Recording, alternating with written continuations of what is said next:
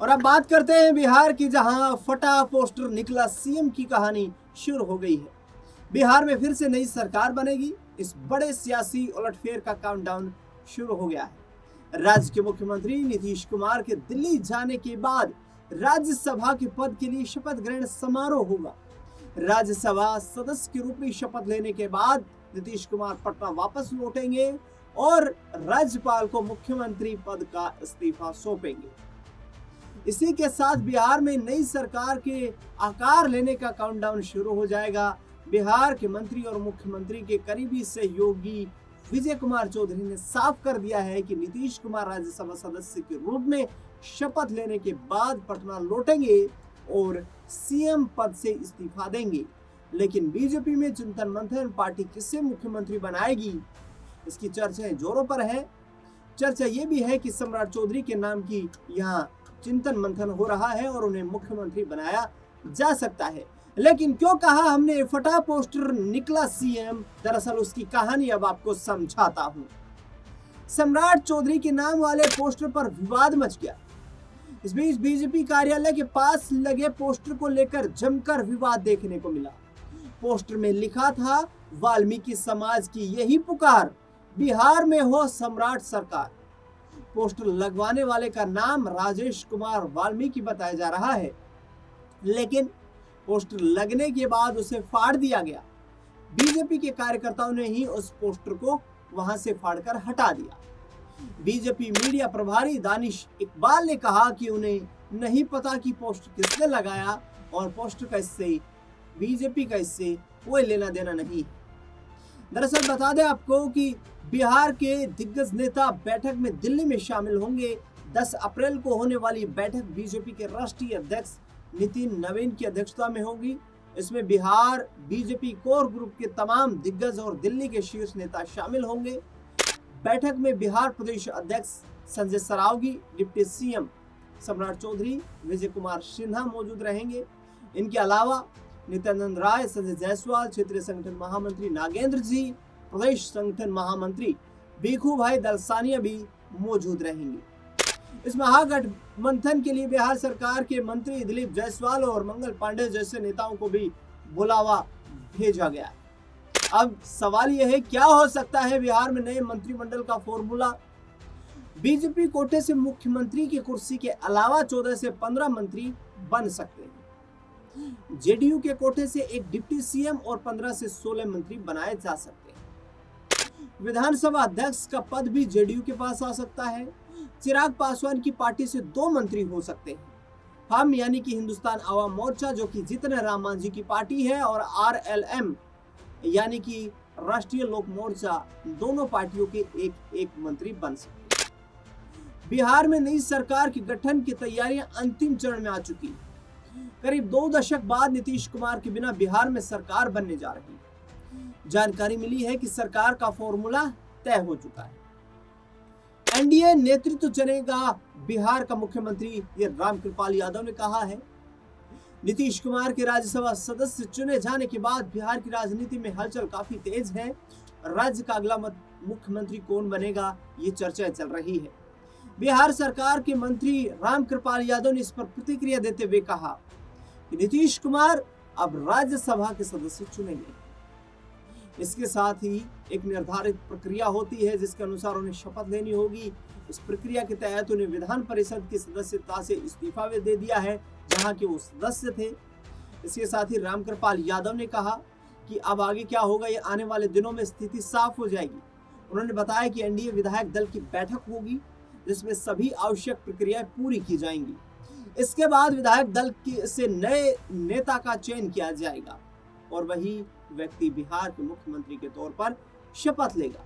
इस बीच तेजस्वी यादव ने युवाओं के खिलवाड़ को बंद करने की बात भी सरकार से की है।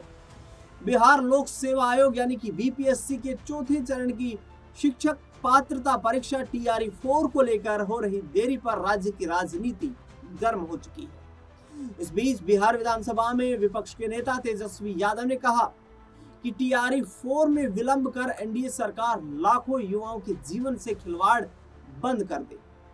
तेजस्वी यादव ने बयान जारी करके कहा कि 17 महीनों से बिहार में महागठबंधन की सरकार रही कुल 17 महीने, जिस वक्त 28 जनवरी 2024 को मुख्यमंत्री के तौर पर नीतीश कुमार ने साथ छोड़ा था।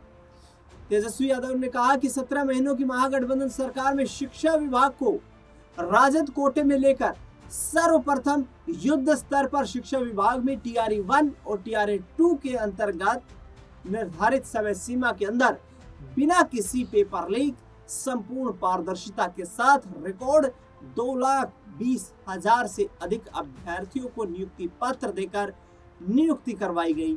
यानी कि सीधे तौर पर तेजस्वी यादव का निशाना जो है वो वर्तमान NDA सरकार पर है। उन्होंने सीधे तौर पर कहा है कि बिहार की जनता जो है नीतीश कुमार पर जिस तरीके से विश्वास जताया, NDA गठबंधन पर जिस तरीके से विश्वास जताया, लेकिन अब जो युवा हैं, जो सालों तक तैयारी करते हैं, उनके साथ खिलवाड़ बंद करे सरकार। उनको नियुक्ति पत्र दिए जाने में विलंब जो हो रहा है, परीक्षाएं करवाए जाने में विलंब जो हो रहा है, उस मुद्दे को विशेष तौर पर तेजस्वी यादव ने उठाया है। इसके साथ ही तेजस्वी यादव ने यह भी कहा है कि जिस तरीके से बिहार में इस सरकार ने जो वादे किए हैं, मुख्यमंत्री तो दिल्ली चले जा रहे हैं, नीतीश कुमार के चेहरे पर इतना बड़ा मैंडेट 200 पार का मिला है, लेकिन मुख्यमंत्री दिल्ली जा रहे हैं, नीतीश कुमार दिल्ली जा रहे हैं, बिहार को बीजेपी के भरोसे छोड़कर जा रहे हैं। बिहार को अब बीजेपी चलाएगी, लेकिन नीतीश कुमार दिल्ली जा रहे हैं और आरजेडी अब विपक्ष की भूमिका निभाएगी। आरजेडी के नेता तेजस्वी यादव ने कहा कि हम सड़क से लेकर सदन तक संघर्ष करेंगे। बिहार की जनता ने हमें विपक्ष में बैठने का जनादेश दिया है। ऐसे में हम बिहार के लोगों की अपेक्षाओं पर बिल्कुल खरा उतरने का प्रयास करेंगे। बिहार में नई फैक्ट्रियां लगे, बिहार में उन्नत कृषि संयंत्र लगाए जाए, बिहार में जो है कृषि पर विशेष ध्यान दिया जाए, किसानों की दुर्दशा है उसको सुधारा जाए, बिहार के युवाओं को रोजगार दिया जाए, बिहार में अपराध को रोका जाए। इन तमाम मुद्दों को लेकर तेजस्वी यादव ने कहा कि हमें जो जिम्मेदारी विपक्ष में बैठने की मिली है, उस जिम्मेदारी को निभाने से हम पीछे नहीं हटेंगे। तो ये नीतीश कुमार की दिल्ली जाने पर तेजस्वी यादव की तमाम बातें रही है। अब सबसे बड़ा सवाल यही है, बिना नीतीश कुमार के 20 साल के बाद बिहार की सरकार चलती हुई नजर आएगी। नीतीश कुमार के बेटे निशांत कुमार को डिप्टी CM बनाए जाने की खबरें सामने आ रही थी, लेकिन अब खबरें ये हैं कि निशांत कुमार को डिप्टी CM की जिम्मेदारी ना देकर कोई हैवी वेट मंत्रालय दिया जा सकता है, जिससे कि नीतीश कुमार राजनीतिक अनुभव जो है वो अपने बेटे को दिला सके। निशांत कुमार को राजनीतिक अनुभव मिलने के साथ ही आगे आने वाले वक्त में नीतीश कुमार किस तरीके से उन्हें प्रोजेक्ट करेंगे बड़े राजनीतिक चेहरे के तौर पर, यह भी देखना बेहद दिलचस्प रहेगा। चुनौती एक और भी रहेगी, JDU खेमे को एकजुट रखना नीतीश कुमार की सबसे बड़ी चुनौती रहेगी। अब तक वो बिहार के मुख्यमंत्री रहे हैं, लेकिन अब से वो बिहार के मुख्यमंत्री नहीं रहेंगे। राज्यसभा सदस्य बन जाने के बाद नीतीश कुमार बिहार के मुख्यमंत्री ना रहते हुए कैसे अपनी पार्टी, अपने संगठन को एकजुट रखेंगे, ये सबसे बड़ा लिटमस टेस्ट उनका होगा। इस टेस्ट में क्या नीतीश कुमार पास हो पाएंगे या फिर उन्हें निराशा हाथ लगेगी, ये भी आने वाला वक्त निर्धारित करेगा। बिहार में नई सरकार बीजेपी जो बनाएगी, उसमें किसे सरकार चलाने का मौका हाईकमान को देना चाहिए, ये आपकी राय प्रतिक्रिया क्या है उसका हमें कमेंट बॉक्स में जरूर इंतजार रहेगा। इस खास रिपोर्ट में फिलहाल के लिए इतना ही। देश दुनिया से जुड़ी तमाम बड़ी खबरों के लिए देखते रहिए SPN 9 न्यूज़।